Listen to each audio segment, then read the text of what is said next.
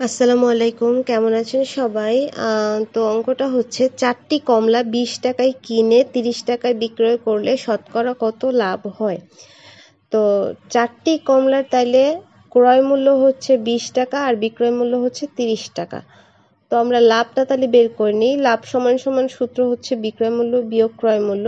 তো 30 আর 20 এটা যদি আপনি মানে বিয়োগ করেন তাহলে 10 টাকা আসে, মানে 10 টাকা লাভ হয়। এখন জানতে চাওয়া হচ্ছে শতকরা কত লাভ হয়। তাহলে 20 টাকায় লাভ হয় হচ্ছে 10 টাকা, অতএব 1 টাকায় কত, অতএব 100 টাকায় কত বের হলো 50 টাকা, মানে 50%। এটা হচ্ছে উত্তর।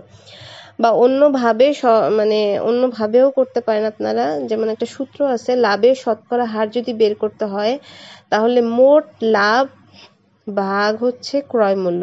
হ্যাঁ, আর এটাকে 100 দিয়ে গুণ করতে হবে। মানে মোট লাভ হচ্ছে 10 টাকা আর ক্রয় মূল্য হচ্ছে 20 টাকা ইন্টু হচ্ছে 100, মানে তাহলেও হচ্ছে 50% বের হয়। তো আশা করছি সবার ভালো লেগেছে। সবাই ভালো থাকবেন। আল্লাহ হাফেজ।